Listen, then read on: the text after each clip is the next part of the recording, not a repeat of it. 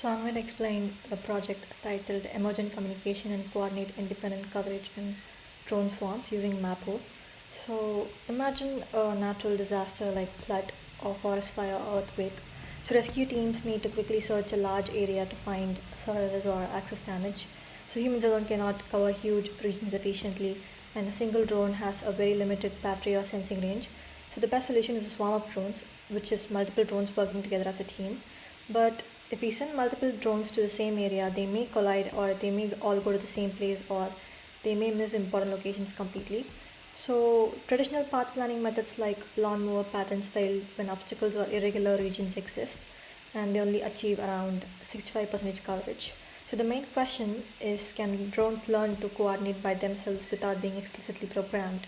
And the answer is yes, which is using multi-agent reinforcement learning. So our project, it builds an AI system where five autonomous drones learn to cooperate to cover a target area called region of interest or ROI. So instead of manually programming movement paths, the drones learn through experience, similar to how humans learn through trial and error.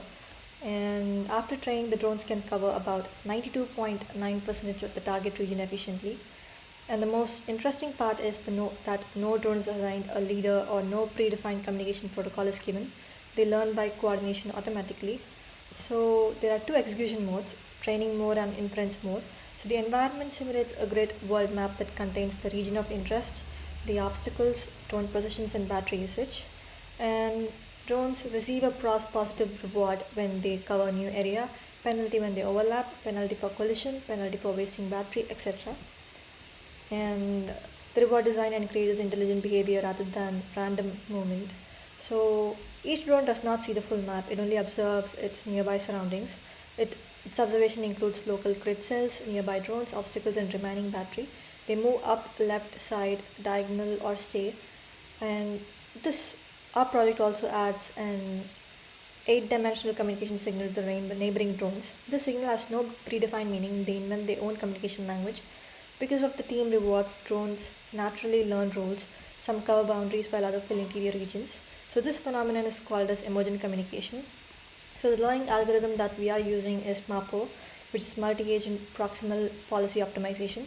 It uses an actor-critic architecture. The actor network decides action, and the critic network evaluates whether actions were good. The training follows a method called centralized training and decentralized execution. So during training, the system uses global information. During deployment, each drone acts independently using only local observation. This is important because real-life drones cannot rely on central controller, and you can see the drones moving and painting the target area while minimizing overlap. So training graphs show that the coverage uh, steadily improves over episodes until the swarm achieves around 93% coverage with efficient battery usage. And so this project demonstrates that drone swarms do not need fixed instruction, and using reinforcement learning and emergent communication, they can learn cooperation naturally. So such systems can be applied in disaster rescue, agriculture monitoring, forest fire detection, and environmental surveillance. So this is the code explanation of our project. So initially we start with the main file. So it is the main orchestrator. It is the starting point of the entire system. It contains of the training mode. It creates the environment and it initializes the trainer. So this mode, it saves the learn model and trains the drone using reinforcement learning. And then there is inference mode, which loads the train model and runs the drone in the environment. And then there are several configurations that it reads the parameter from some YAML configuration files, such as the number of drones, the map size, the training episodes, the battery limits, and these all kind of data are stored as parameters in some YAML files.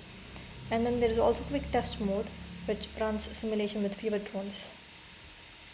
And if it trains, it creates a trainer and trains the agents. And if it is in inference mode, it loads the inference runner and shows drone behavior. So this is how the main file orchestrates the entire project.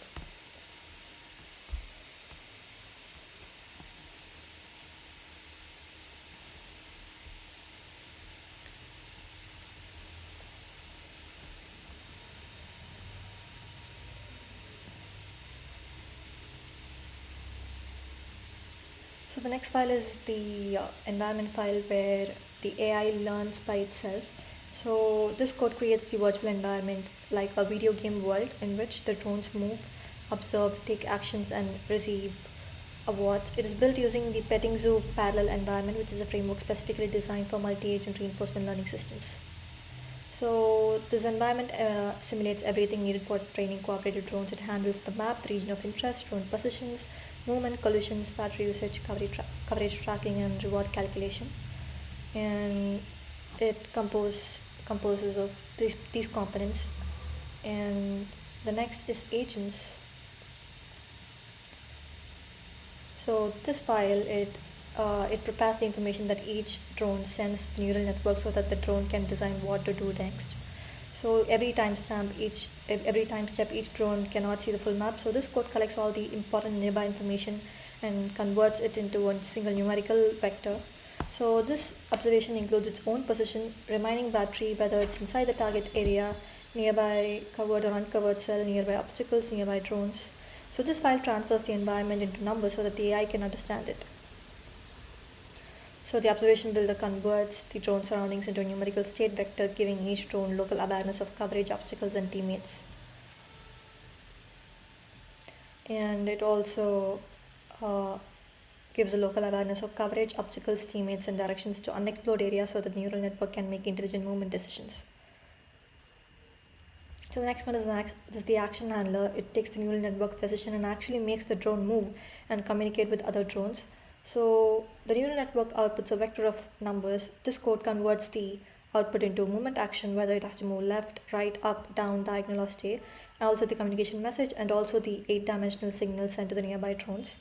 It executes motion, executes movements, handles collision and communication between drones. So the next one is it's the MAPPO policy network. It is a neural network that makes decision for each and every drone and learns from experience. It has two parts, actor network and critic network. The actor network decides what the drone should do, and the critic evaluates the action taken by the drone and converts the action into feedback. So the MAPPO algorithm, it works like this. The drones observe the environment, the actor chooses the action, environment gives rewards, and critic evaluates performance, and the network updates the weights. And it generates the action and it saves and loads the model. So the next one is actually the renderer. So what the renderer does is it visually shows that what the drones are doing in real time. So it opens a graphical window and displays the map, the target region, the covered and uncovered areas, the moving drones, battery level of each drone. For example, this one. This is what it shows. This is what the Pi game renderer does.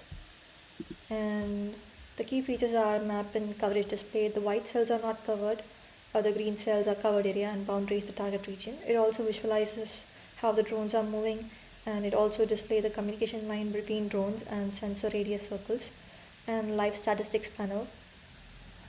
So without visualization, we can only see the numbers. So this visualization actually gives us the visual evidence that the swarm intelligence actually works.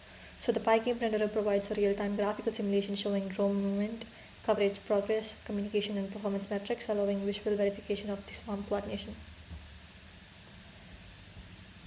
So these are the logs of each and every episode and time steps. And these are the models that, after each episode, how it learns by itself.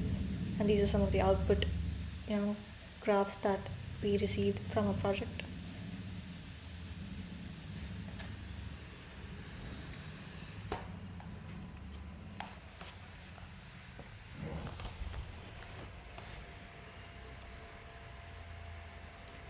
These are some of the analytics.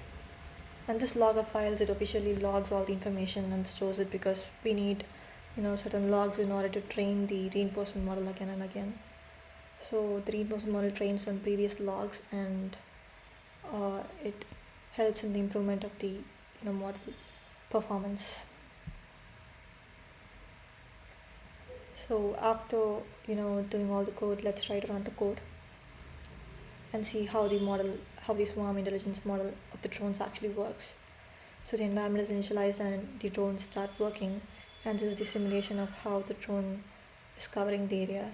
So the status shows the number of cells, which is the number of areas covered, and the coverage shows how much of percentage of areas covered, and the efficiency calculates obviously the efficiency of how the drones are covering the area, and overlap actually calculates how whether the two drones are overlapping, and this overlap is actually used, for the reward function later on.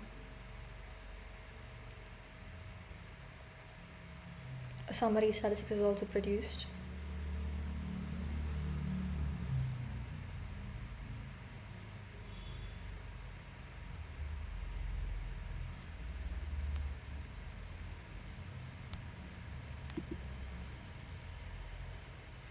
So this is our project. Thank you.